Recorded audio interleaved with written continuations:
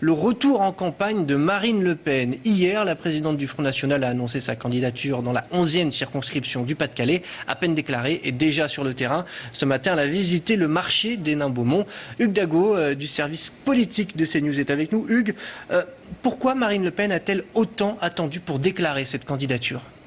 Eh bien, Marine Le Pen l'a déclaré dans sa conférence de presse aujourd'hui. Elle a affirmé que sa place était à la tête de ses troupes pour mener cette bataille des législatives, pour incarner, dit-elle, une forme d'opposition ferme, sérieuse et pugnace à l'Assemblée nationale. Face à ses yeux, ce gouvernement, Philippe, qui est un peu à gauche, un peu à droite et qui incarne ce qu'elle combat, à savoir cette critique qu'elle appelle l'UMPS. Et donc, pour mener la riposte, elle est logiquement candidate à Hénin-Beaumont, sa terre de conquête depuis 2007, où elle fait, c'est vrai, d'excellents scores. On s'en souvient, en 2012, par exemple, face au socialiste Philippe Kemel.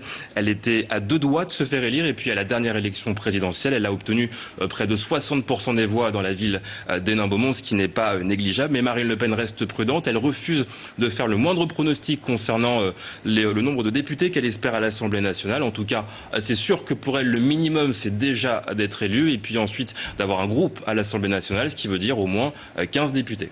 Donc, si je comprends bien, elle joue gros quand même dans cette élection législative. Oui, si elle n'obtient pas le minimum, ce minimum à l'Assemblée nationale, elle serait encore plus fragilisée. Elle sort déjà d'une séquence compliquée. Il y a eu ce débat d'entre-deux tours face à Emmanuel Macron, un débat qu'elle qualifie elle-même de raté. Et puis, on le rappelle, dans ces législatives, il n'y aura pas d'accord entre le Front National et Debout la France. Alors, les deux partis seraient toujours partenaires, mais cette semaine, on a quand même entendu Nicolas Dupont-Aignan déclarer que le Front National ne pouvait pas avoir, je cite, le monopole de l'opposition. Et puis il y a également toujours cette question de la stratégie de campagne de Marine Le Pen concernant la sortie de l'euro. C'est un sujet qui a été beaucoup critiqué en interne au Front National, qui a suscité une vive polémique. De son côté, Marine Le Pen essaye de calmer le jeu. Elle assure, elle explique que chacun pourra s'exprimer sur ce sujet lors du prochain congrès du Front National, qui sera soit à la fin de l'année, soit début 2018. En tout cas, une chose est sûre, ce congrès sera le temps d'une grande clarification au Front National.